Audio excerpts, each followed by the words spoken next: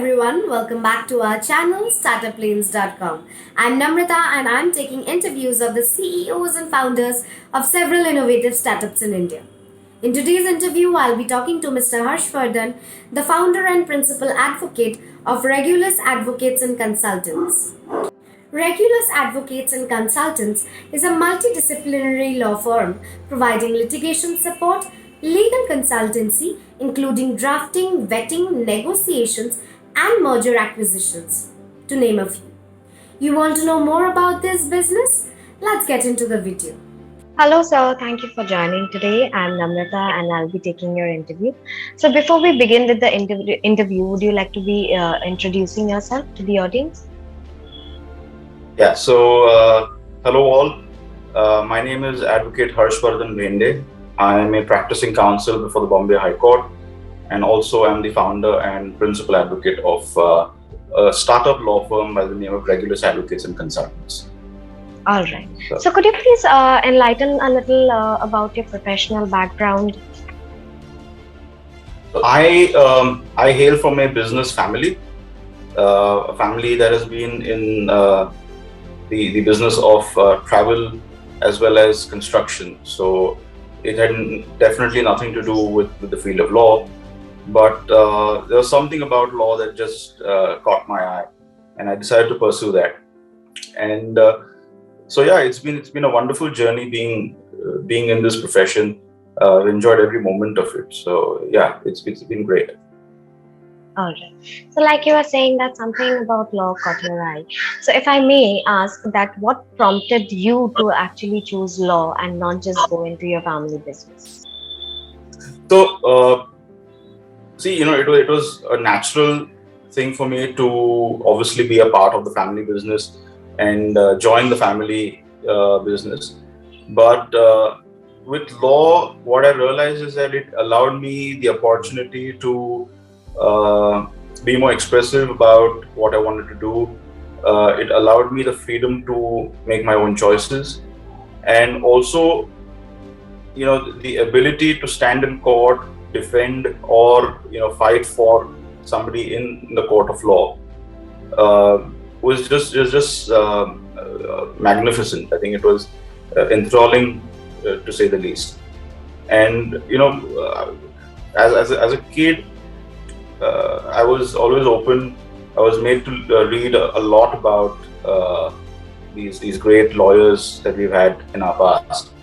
So people like Nani Palkhiwala or Hari Salve or Soli Sorabji, these have been the bedrocks of inspiration for me, and they've really helped me choose the profession of law. All right. So when you started out on this journey to pursue your passion, were there any initial challenges or difficulties you had to face, or something of any of that sort difficulties? See, like in every profession, especially when you're an outsider, may it be the profession of law or maybe it be any other profession where you are not a natural entrant into the profession or into that business, it is always a challenging task. In fact, I remember a lot of my colleagues who were second generation lawyers found it little more easier than what I would have had. The opportunities that they received really early in their professional careers than what I would have. So you have to look at all these things. You have to tackle various obstacles and various barriers, I would say, when you're in this profession. But at the same time, all those challenges have been wonderful. They've been a great, learning process, because they've ensured that it's been a self-learning scenario for me. I've had some good people who I could look to for mentorship, and I've just been privileged to have had a good set of seniors who I've learned from. So yeah, so it's been great. I mean, being a first generation lawyer, although had its challenges, but the journey has been wonderful. I would never trade it for anything else. All right. So, hearing about your journey, could you enlighten us with some of the prominent cases you have handled in your legal career? Wow. So in fact, this 2021 is my 10th year in the field of law. So in a span of 10 years, I've had the privilege of appearing in various types of matters, either before the Bombay High Court or before the Supreme Court.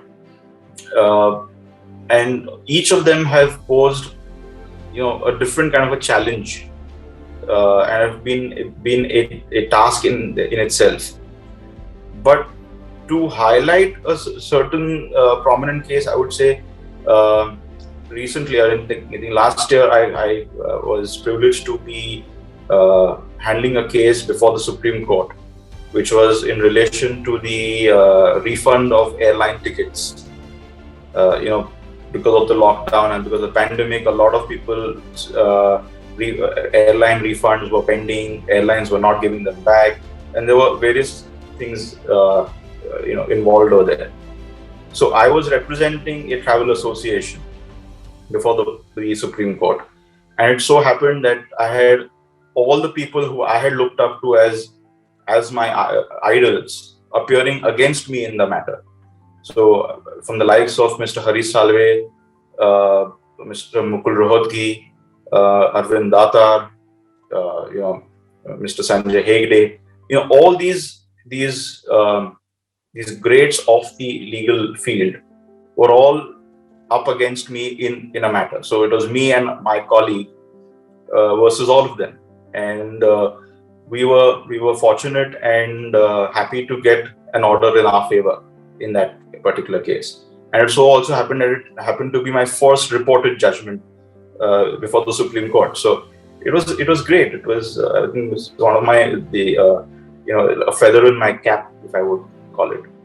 But along with that, I've also been privileged to be a part of various different types of cases, whether it has been related to labor or whether it's been related to matrimonial laws, or even for that matter, to a large extent, animal laws. So I have appeared for various organizations before the Bombay High Court and before the district courts here in Pune, and we have managed to get some really good orders there. So it's been wonderful, yes. Well, congratulations on that. And to proceed with my question is, I would like to know a little about the law firm that you have started. So when did you start? So the firm is called Regulus Advocates and Consultants. This was an idea that I had when I was practicing, or rather I was working in a law firm in Pune and thereafter in Mumbai. And I realized that if I have to start working on my own and be independent, working as an individual lawyer is what a lot of people did do. But I wanted to do something different. I wanted to cater to not just clients who are, who needed support in litigation, but also clients who needed support in non-litigation work, which included drafting of their contracts or, negotiating their contracts, or just consultancy as it would be. So I came up with the idea of Regulus. The firm was established in 2017, in November of 2017. And we started small. We're still small, I would say. We're a startup law firm. We're a boutique law firm, I would say. And since 2017 to now, we have grown in size as far as the team is concerned. So in November 2017, when it started, the firm was just me. It was just me in the entire office. But today we have a number of juniors who work with us. We have various consultants who work with us. We have an office in Mumbai also now. So, it's been a wonderful journey from creating something from scratch, nurturing it and allowing it to grow. It's been a beautiful organic growth. And so we are now looking forward to the end of this entire pandemic so that we could just come back to normal life, so that we could we're actually looking at opening up another office in another city. So we're waiting for all this thing to just normalize so that we could start there as well and start catering to various clients from there as well. Okay. So when you started out with your law firm, were there any challenges in particular that you had to overcome? Definitely. I think like any new business, or rather any new entrepreneur, being a legal startup also had its set of challenges. Now, see, being a lawyer and thereafter a law firm, the greatest disadvantage I would say we have is that we are not allowed to advertise or solicit for work. We are not allowed to do any of that. So how do you reach out? How do you build your own credibility in the market, and how do you gain the trust of people? So that was a challenge to work around that, because I remember when I started off, I had only one client, and I used to give my 120% to that client, where I used to be with that client all the time. And that's where that client gained some trust in me. He started referring me to more people, and that's how it started growing, one after the other. But that journey in itself was difficult, because there would be times where there would be certain people who would come to me, make me work day and night on their project or on their drafts, but never pay up. So I've done a lot of work for free, whether it was knowingly or unknowingly. But at the same time, I got the opportunity to work on different types of assignments. So that enabled me to open my eyes to various factors, various areas of law which I would normally have not gotten to. So it's taught me a lot, and the firm obviously has gained from that, because through the work that I was able to do, and then thereafter the team that I built, that we were together able to do, that one is that it built a lot of trust in people, and the second thing is that it enabled us to use that trust to ensure that we kept doing good quality work. So one thing about us is that we don't compromise on our quality. We ensure that our quality remains intact. We don't mind not having quantified work, but we never compromise on the quality of work and the hard work that we put into each assignment. Right. So when you talk about, or when you term that it's a boutique law firm, many people might not be aware of such an association. But if you had to name what are the unique selling points of a boutique law firm, what would be? So the reason why I call it a boutique law firm is because we believe in keeping our size small. We don't. Our intention is not to have about 120 people or about 200 people working for us. Our intention is to keep things small. Our intention is to ensure that the work that we bring to the table is that it's personally seen by me. A lot of law firms, because of their size and purely because of their size and the amount of work that they have, the owners of those firms a lot of times don't really know or are aware about the assignments that are really going on in their office. That's where a little bit of friction does happen with the client and the lawyer. With us, what we do is we ensure that I have a personal attention to each and every assignment that's going through the office. And it also ensures that the members of my team get the opportunity to work on varied assignments, whether it is from drafting of contracts to appearing in court, and or assisting me and my colleague in the other courts of law. What happens is that their growth as individuals and as lawyers also becomes much more organic. So if you see our head office here in Pune, we have a small team. we have a small team in Mumbai, and now we are also building a small team in our new location. So what that does is it enables each and every person to learn, each and every person to grow, and also enables the client to have a one-on-one discussion with the principals of the firm. So that's how we do it. Right, understood. Like it's a close-knit community where everything is shared by everyone. Absolutely. Right. So talking about the future plans of the company, have you planned anything as of yet? So we do have plans for growth for sure. Like I said, we intend to open in one or two more cities. At least have something like a satellite office in those cities so that we can cater to those clients.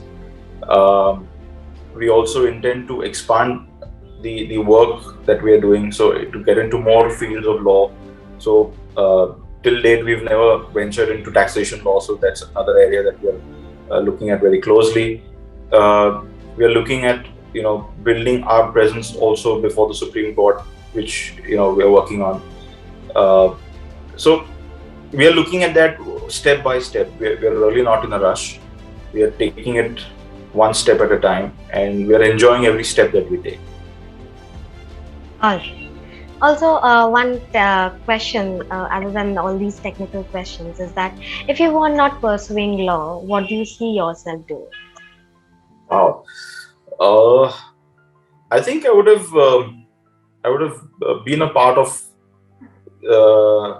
the travel industry, or I would have been a part of the construction industry, because both are part of the family business.